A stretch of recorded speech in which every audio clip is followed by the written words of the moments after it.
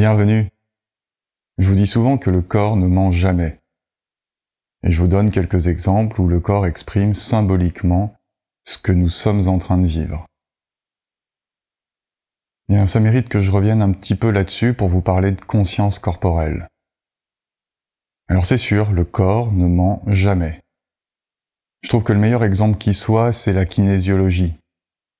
Vous connaissez peut-être la kinésiologie, c'est cet art de questionner le corps et d'écouter ses réponses pour savoir si la question résonne avec lui ou pas. Il y a de nombreux thérapeutes qui utilisent cette technique pour sonder le corps, pour savoir si leur intuition est juste, si la résonance entre leur propre corps et le corps du patient est juste, n'est pas polluée par leurs propres impressions. Alors ça peut être en appuyant sur le bras et en voyant comment il répond. Vous pouvez faire le test à deux. Votre partenaire, par exemple, vous dit « Tu t'appelles Jean » alors que vous vous appelez Jacques. Il appuie à ce moment-là sur le bras et il n'y aura aucune résistance. Le bras n'est pas capable d'offrir de la résistance dans le mensonge. Ouais, le corps ne ment jamais. À l'inverse, s'il dit « Tu t'appelles Jacques », au moment où il exercera une légère pression sur le bras, il ne s'agit pas d'appuyer comme un bourrin, le bras offrira une résistance, parce que effectivement, vous vous appelez Jacques. Évidemment, ça peut se décliner avec plein de questions. Ça mérite un petit peu d'expérience, mais vous pouvez faire ce test, ça marche très bien. Le corps ne ment jamais. De la même façon, je vous ai parlé d'expression symbolique du corps dans la maladie. Je vous ai cité sûrement quelques exemples déjà, où on peut considérer que, à travers la maladie, le corps cherche à exprimer symboliquement quelque chose pour compenser l'origine d'un traumatisme. Traumatisme qui est souvent psycho-émotionnel, mais qui peut être aussi physique, physiologique. Quand c'est physiologique, c'est la compensation d'un organe, par exemple, défaillant ou d'un membre défaillant. Alors il y a des répercussions de compensation, et ces compensations sont symboliques. L'expression symptomatique d'une maladie, j'ai déjà fait une vidéo là-dessus, est symbolique. Et là non plus, le corps ne ment jamais. Je peux vous prendre des exemples très simples. Je suis prêt à parier beaucoup, tout ce que j'ai. Alors comme j'ai pas grand-chose, ça va pas faire beaucoup, mais je suis prêt à parier tout ce que j'ai, que, par exemple, si vous vivez des tensions avec votre famille, et notamment avec vos parents, il va se passer quelque chose autour des omoplates. Il va y avoir des tensions dans les omoplates, un accident, une douleur, une maladie du côté des omoplates. Si vous avez un projet de relation avec quelqu'un et que ça se fait pas ou que ça se passe pas bien, je suis prêt à parier qu'à un moment, vous allez vous cogner le genou gauche. De la même façon, dans une relation actuelle, un truc où ça se passe pas très bien, ou par exemple, vous venez de vous engueuler au téléphone avec quelqu'un qui vous est cher, je suis prêt à parier que vous allez vous cogner le genou droit, ou ressentir une douleur dans le genou droit. Et si je parlais de se cogner le genou, par exemple, c'est pas anodin, ça nous dit que, dans cette expression symbolique, on peut créer des événements qui vont venir nous accidenter. Alors, se cogner le genou, c'est pas un accident bien grave, ça peut faire bien mal quand même, ou quand c'est le petit orteil droit, là, ça fait bien mal. Le gauche aussi. Mais ces accidents, ils peuvent aller très loin. Quand le corps a besoin d'exprimer symboliquement quelque chose, l'être essentiel peut provoquer un accident pour de vrai. Un accident de voiture, par exemple. Bon. C'est pas le sujet de la vidéo. Je voulais juste illustrer le propos que le corps ne ment jamais. Pour vous parler de conscience corporelle. La conscience corporelle, on peut la comprendre à plein de niveaux différents. Je vais essayer d'en effleurer quelques-uns dans cette vidéo, mais le sujet, à nouveau, est très vaste, complexe, mérite d'être expérimenté sous de nombreux aspects, et je vais vous en proposer quelques-uns pour que vous puissiez vous faire votre propre expérience. Découvrir ce qu'est la conscience corporelle si vous ne connaissez pas, et puis peut-être expérimenter de nouvelles choses si vous êtes déjà au fait de ce que c'est.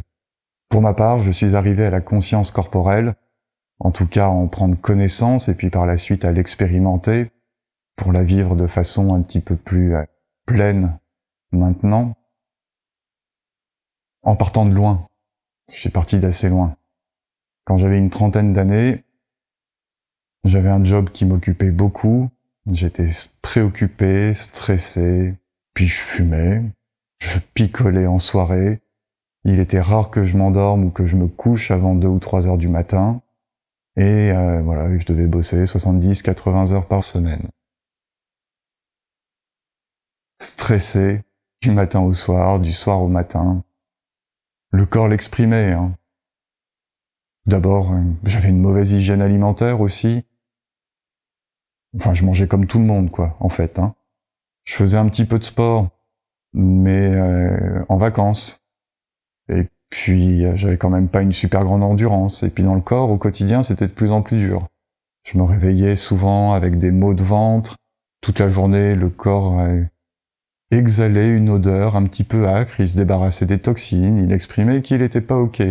C'était cette espèce de petite transpiration de stress. Alors comme tout le monde, je mettais du déodorant, hein, ça se remarquait pas. Mais c'est déjà un indicateur que ça va pas. Je vivais au 5e étage. J'avais du mal à aller monter les escaliers des 5 étages. Je le faisais, je me disais que ça me maintenait en forme, mais c'était pas très fluide à 30 ans. Et pourtant, à 30 ans, on a des super ressources énergétiques. Donc c'est pour ça qu'à l'époque, je m'en sortais un petit peu, que je m'écroulais pas.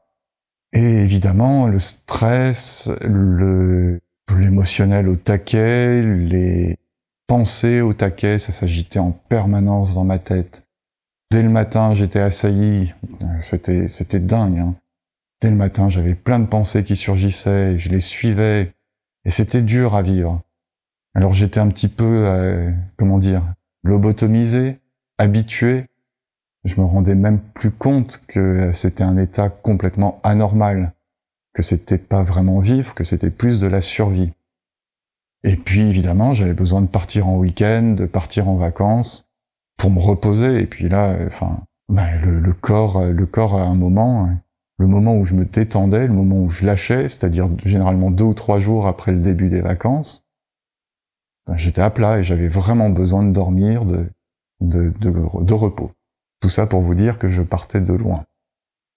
Et puis à un moment, quand j'ai trouvé ça plus supportable, quand je me suis dit que j'étais en train de vraiment devenir une épave, que je supportais plus mes états du matin, à la fois les angoisses, à la fois les maux de ventre, à la fois les pensées qui surgissaient, qui m'assaillaient. Évidemment, des pensées pas cool, hein, je pensais à tous les problèmes que j'avais à régler dans la journée. Parce que, évidemment, tout ça, je le voyais comme des problèmes, et non pas comme des challenges à relever. Quand ça n'a plus été supportable, j'ai décidé de faire quelque chose, et la vie m'a amené à commencer par m'occuper du corps. Alors pour moi, ça a commencé par la chiropractie. Là aussi, un bel exemple de conscience corporelle, où juste en amenant l'intention à un endroit du corps, tout le corps amène exactement ce qu'il faut à cet endroit-là, pour que ça se détende et que ça se réaligne. Je parle pas de la chiro où il y a de la manipulation. En l'occurrence, à l'époque, c'était de la network chiropractique que je suivais. Et voilà, la praticienne m'indiquait les zones où me concentrer. Parfois, elle m'aidait dans cette indication en posant 1 ou 2 doigts sur la zone, avec un toucher très léger, ou parfois en posant 2 doigts à 2 extrémités de la zone. Et voilà, et c'est dingue, hein, j'étais tout tordu et je me suis bien redressé. Mais surtout, j'ai commencé à prendre conscience un peu des sensations corporelles et j'ai commencé à reprendre contact avec le corps. Et puis ensuite, par le sport, j'ai pu retrouver un petit peu une condition physique. Je vous parle de tout ça pour vous dire que quand on n'a pas une bonne condition physique, c'est-à-dire quand on n'a pas une bonne hygiène alimentaire, quand on ne s'occupe pas de son corps, alors je m'en occupais un petit peu, hein, mais je pouvais mettre des crèmes, faire quelques exercices de temps en temps, mais l'hygiène corporelle, c'est pas ça. L'hygiène corporelle, c'est se nourrir correctement, mais vraiment correctement, Un indicateur simple, tout ce que vous trouvez dans un supermarché, c'est exactement ce dont votre corps n'a pas besoin. C'est exactement tout ce qui va le rendre malade. Tous les produits du supermarché, même les produits bio. Il n'y a rien de bon dans un supermarché. Je vais pas me faire des copains en disant ça, mais en même temps, c'est hyper sympa d'avoir concentré tous les produits toxiques dans un même lieu. Il suffit de pas aller dans ce lieu pour éviter tous les produits toxiques. Hygiène alimentaire essentielle. Pour être dans un corps sain, il faut évidemment une hygiène mentale, intellectuelle, de qualité. Si on nourrit le mental avec des choses stressantes, des films violents, des musiques violentes, c'est pas que ça soit pas ok en soi. C'est ok de regarder un film d'action une fois de temps en temps, en sachant que c'est un film d'action et sans se laisser embarquer dans le truc. Mais se nourrir tous les jours de violence, avec les infos à la télé, avec des films violents, avec des émotions violentes, avec de la colère, le corps, il va pas aimer ça. Il va chercher à s'en débarrasser. Et ça va créer une réaction de stress. Physiologiquement, on parle d'acidité souvent. Cette acidité, c'est la marque d'une production de toxiques qu'il faut évacuer d'une façon ou d'une autre. Et on a une capacité d'évacuation qui est un petit peu limitée. Hygiène alimentaire, hygiène intellectuelle, mentale, et hygiène corporelle, prendre soin du corps, le toucher. Le toucher, c'est un besoin essentiel à la survie. On a besoin de contact. Et si on n'a pas un ou une partenaire pour nous toucher, si on n'est pas tactile, il faut au moins se masser, se caresser, malaxer les chairs, les tissus, un petit peu tous les jours, prendre contact avec le corps tous les jours. C'est essentiel pour lui, c'est un besoin physiologique. Si on le fait pas, on va pas crever tout de suite, mais on va dépérir petit à petit. Et à nouveau, on sera en mode survie, on sera pas en train de pleinement vivre. Donc le premier truc à faire, quand on se sent pas bien, quand on sent l'appel de changer quelque chose dans sa vie, c'est de s'occuper du corps. Et ça, faites-le selon ce qui vous appelle. On a chacun des stratégies différentes pour nourrir nos besoins. Donc moi, ça a été, j'ai rencontré la chiropractie, puis j'ai développé d'autres pratiques. Le sport, à l'époque, je me suis mis à l'aviron.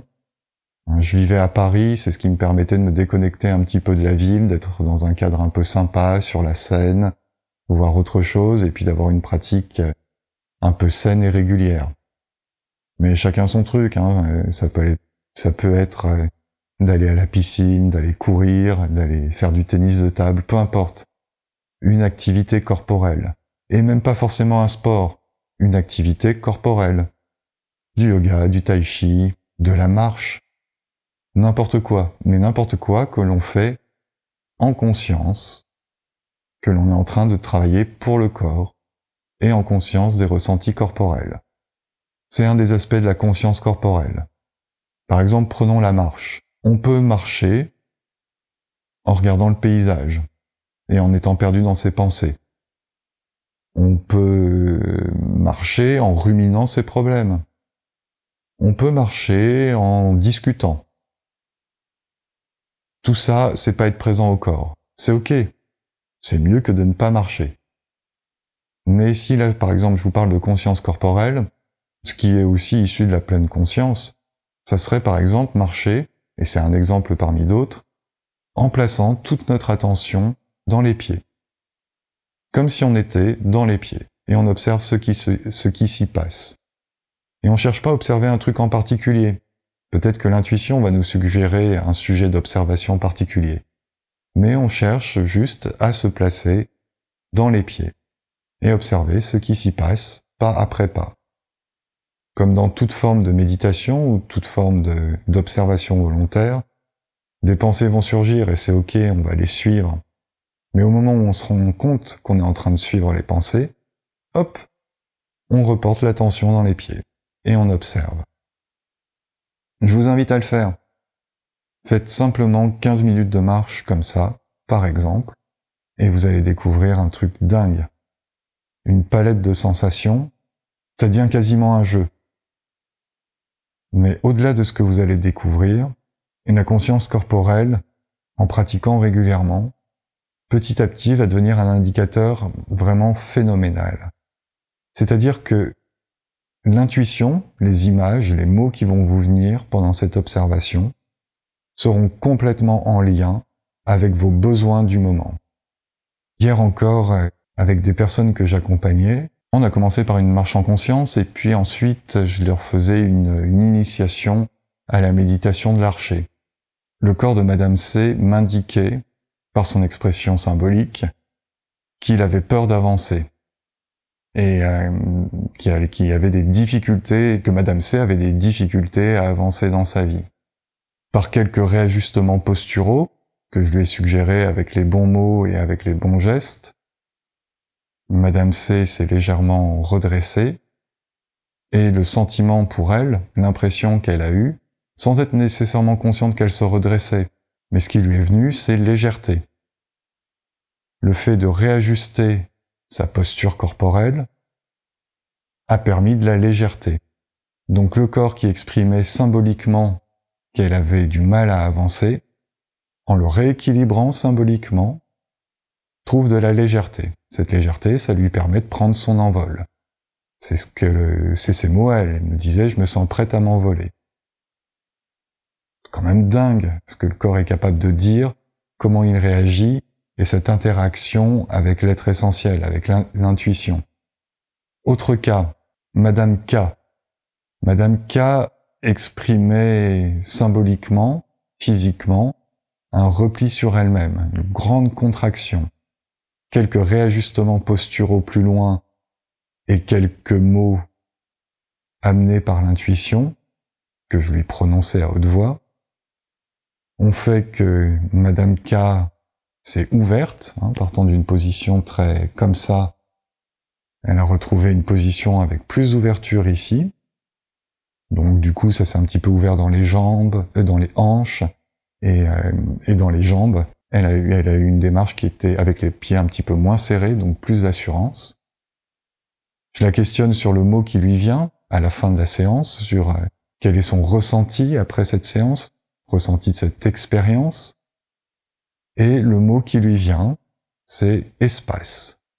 Et effectivement, Madame K, qui était repliée sur elle-même, avait besoin d'espace dans sa vie, et son corps l'exprimait symboliquement, et en appuyant sur les bons boutons, le corps a retrouvé un petit peu d'espace.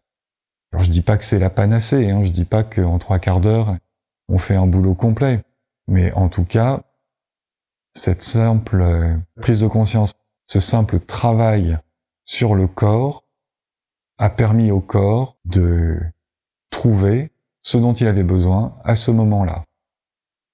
Voilà, je vous ai pris ces deux exemples, je vous donne ces deux exemples, vraiment pour vous parler de l'importance de la conscience corporelle et de la symbolique et de l'importance de l'expression symbolique du corps.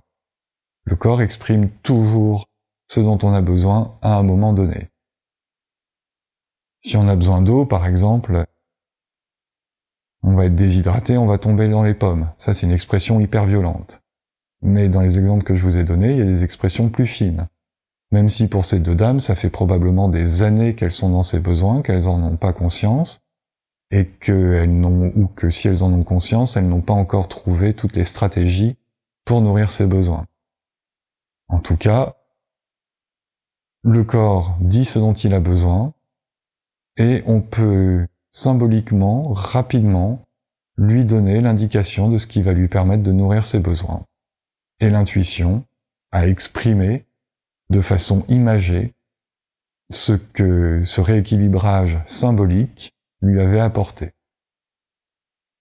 Moi, je trouve ça fabuleux. Je ne me lasse pas de m'émerveiller de cette capacité du corps. Et c'est pour ça que je voulais vous parler de conscience corporelle. Vous dire que vous invitez à prendre soin du corps par l'hygiène alimentaire et par une pratique corporelle quotidienne. Même si c'est que 5 minutes ou 10 minutes chaque jour, ça sera beaucoup mieux qu'une séance de sport par semaine. La régularité est vraiment importante. Et puis évidemment la qualité de la pratique. 5 minutes, ne serait-ce que d'automassage ou de petits mouvements légers, tous les jours, en étant conscient de ce que l'on fait, ça vaudra toujours beaucoup mieux qu'une séance de sport défoulatoire 1 ou 2 fois par semaine. Et quand je vous parlais de conscience corporelle tout à l'heure, je vous donnais l'exemple de vous placer dans les pieds durant la marche. Mais ça s'applique à tous les sports et à toutes les pratiques. Ce que j'ai développé dans le tir à l'arc, qui est issu du zen, me permet de placer la conscience dans chaque partie du corps et dans la totalité du corps. Donc c'est valable qu'on fasse de la marche à pied, du tennis, de l'escalade, de la natation. Il suffit de placer son attention au début sur une seule partie du corps, voir ce qui s'y passe, essayer. Par exemple en natation, voir comment la main entre dans l'eau, comment les mains entrent dans l'eau. Observer le contact avec l'eau, la pression que la main exerce sur l'eau. Essayer différentes positions de la main. Juste cette conscience et cette attention va permettre au corps de développer à la fois de la performance et à la fois de la qualité d'être. Plutôt que de nager 1 demi-heure en bourrinant, histoire de se défouler, ou plutôt que de nager 1 demi-heure en s'abandonnant complètement, histoire de se détendre, prenez 15 minutes à nager en vous plaçant dans un des membres et en observant tout ce qui s'y passe, avec attention. Et les bénéfices sur le corps en seront bien meilleurs. Vous aurez à la fois la sensation de détente que vous recherchiez si vous nagiez en vous abandonnant, à la fois vous aurez la sensation de vous être bien défoulé, comme si vous aviez nagé en bourrinant, et à la fois il va se développer autre chose. Indescriptible, mais une sensation qui vaut la peine d'être expérimentée. Voilà, je me rends compte que le temps passe, je voulais à nouveau faire une vidéo courte, perdue. Il y a tellement de sujets à évoquer sur la conscience corporelle. Je vous ai déjà parlé aussi de la communication avec soi, qui passe par l'écoute de ses sentiments. D'ailleurs, c'était la précédente vidéo. On parle à nouveau de conscience corporelle quand on est à l'écoute des sentiments. Donc je vais pas revenir là-dessus, ou alors très brièvement. Plus on va travailler l'observation par l'intérieur du corps, donc entre autres l'observation des sentiments, et puis l'observation telle que je viens de vous la décrire, plus la conscience corporelle va se développer.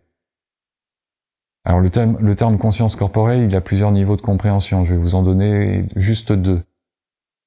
Conscience de ce qui se passe dans le corps, ça serait un niveau de compréhension, c'est ce dont je viens de vous parler, et puis la conscience du corps.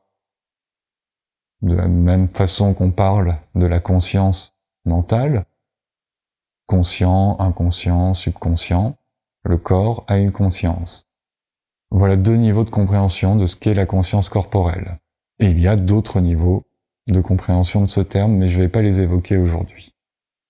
Donc je reviens à communiquer avec soi par l'écoute des sentiments et qui permet de laisser émerger l'intuition, qui donne de l'espace à l'intuition pour émerger dans le corps, puisque le corps est le lien entre l'être essentiel, immatériel, et la créature, nous, qui l'a créé pour faire l'expérience de la matière.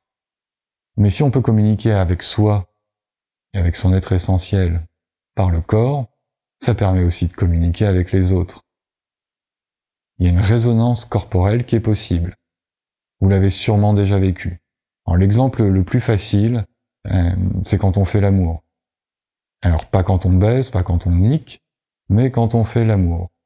C'est-à-dire quand on a vraiment, quand on s'abandonne à quelque chose qui est plus grand que nous, et quand on est dans une intention de partager une expérience avec l'autre. Et pas qu'une expérience sensorielle, une expérience complète. Quand on a peut-être l'envie, le désir, l'intention de fusionner avec l'autre. Voilà, à nouveau quelque chose d'indescriptible, mais qui se passe non pas au niveau de l'émotion, non pas au niveau de l'excitation, qui se passe évidemment dans le corps, mais aussi au-delà du corps. Dans cette expérience-là, vous avez peut-être, je vous le souhaite, déjà vécu ce qu'est la résonance entre les corps. En fait, où chacun ressent ce que ressent l'autre, ou à minima, quand nos ressentis sont synchro. Le plus flagrant d'entre eux, c'est évidemment la jouissance simultanée des deux partenaires. Mais il y en a une foultitude, ça commence dès le premier baiser. Vous avez peut-être déjà ressenti ça, où il se passe un truc dès le premier baiser, et ça se poursuit dans le corps, vraiment une résonance entre les corps. Bon, mais dans un tout autre genre, mais en restant dans la résonance corporelle, il est assez facile de ressentir ce que ressent l'autre. Peut-être que vous en avez aussi l'expérience dans la tristesse, dans la douleur. Par exemple, quand quelqu'un perd un proche, qui ne vous est pas nécessairement proche à vous, mais vous ressentez la douleur de l'autre. C'est de l'empathie. Eh bien, au-delà de ces ressentis forts, dans des moments forts, importants, on peut avoir un ressenti fin, une perception fine, donc une communication de corps à corps, dans n'importe quelle situation. Il suffit dans un premier temps d'être connecté à son corps, et dans un deuxième temps, juste de se laisser s'ouvrir à l'autre. Donc à nouveau, ça part de quelque chose, ça part d'un corps qui est en bonne santé, qui est bien nourri, qui est libéré des émotions, qui ne subit pas les attaques du mental ou le poids du mental. D'où la nécessité de prendre soin du corps. Mais cet aspect de la conscience corporelle, la communication, la résonance de corps à corps avec autrui, elle est tellement dingue. Parce que dans n'importe quelle relation, ça permet de vivre quelque chose qui est bien au-delà de la relation intellectuelle, qui est bien plus nourrissant, bien plus satisfaisant. Plus que de faire disparaître les barrières, notamment les barrières de l'ego, ça donne de la qualité à la relation. Ça remet tout le monde sur un pied d'égalité, et c'est très apprenant. Bon, là aussi, c'est peut-être un sujet sur lequel je reviendrai, que je peux pas trop développer là, sinon on va y passer des plombes.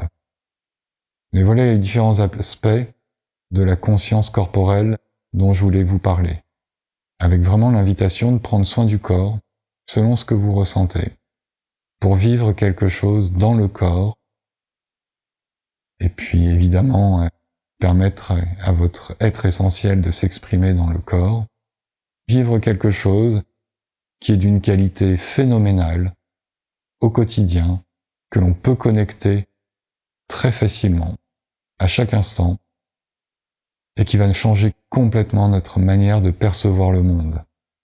Et en bien, en quelque chose de beaucoup plus agréable à vivre. Mais l'exemple le plus simple que je puisse vous donner, c'est quand on est malade, on n'est pas bien. Par exemple, quand on a super mal aux dents et qu'on peut même pas mâcher, on apprécie la qualité, on se dit, c'est quand même chouette de pas avoir mal aux dents et de pouvoir mâcher et profiter des aliments qu'on ingère.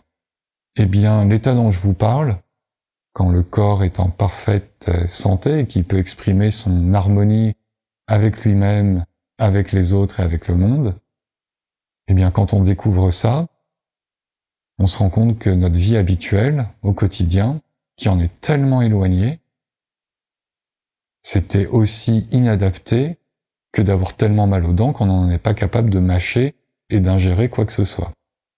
La différence, elle est vraiment à ce point-là. Il y a autant de différences qu'entre être capable de marcher ou avoir une jambe pétée et se galérer comme pas possible pour avancer. C'est de cet ordre-là. Voilà. Je crois que je vous ai donné les quelques clés qui vous permettent d'explorer un petit peu la conscience corporelle. Par exemple, comme je vous le disais, dans une activité physique, marche, natation, yoga, tennis, golf, ce qui vous plaît. Ça marche toujours. L'essentiel, c'est de poser l'intention et d'observer ce qui se passe à un endroit du corps. Et puis petit à petit, après avoir exploré tous les endroits du corps, vous pourrez explorer le corps dans son intégralité en un seul coup d'œil. Évidemment, l'invitation à prendre soin du corps, même si c'est que des petits massages au quotidien, 5 minutes de petits massages, d'automassage. Évidemment, la méditation pour explorer la conscience corporelle. Les méditations que je propose sur mon site ne sont dédiées qu'à ça, parce que je trouve que c'est un super moyen. Je vous ai raconté tout à l'heure d'où je suis parti pour découvrir la conscience corporelle, que ça a commencé, ne serait-ce que pour pouvoir y avoir accès, par me remettre dans une condition physique à peu près acceptable. Je vous ai pas fait tout le cheminement pour être un petit peu concis, mais le cheminement, ensuite, pour explorer pleinement la conscience corporelle, il a été, pour ma part, par le sport, puis par l'archerie, en fait, par le tir à l'arc. Et évidemment, en premier lieu, je le cite en dernier, mais en premier lieu, par la méditation. Et la méditation sur le ressenti, ça permet de développer la conscience corporelle et de faire qu'à un moment, c'est quelque chose qui est présent en permanence et que si je m'en éloigne, il me faut pas 3 secondes pour y retourner.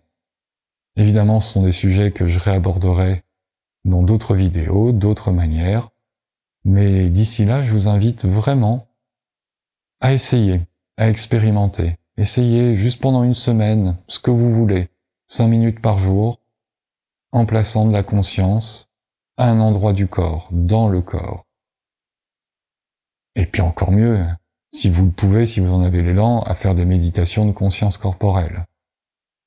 Mais voilà, vraiment invitation à prendre soin du corps de toutes les façons possibles pour vivre quelque chose de chouette au quotidien. Parce qu'on peut pas vivre quoi que ce soit d'autre chose que de l'adrénaline ou des endorphines, c'est-à-dire autre chose que des sensations fortes, à peu près réconfortantes, si on n'est pas parfaitement bien dans son corps, ou au moins bien dans son corps.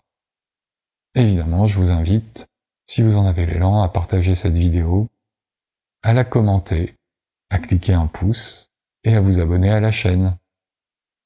Belle expérimentation à vous!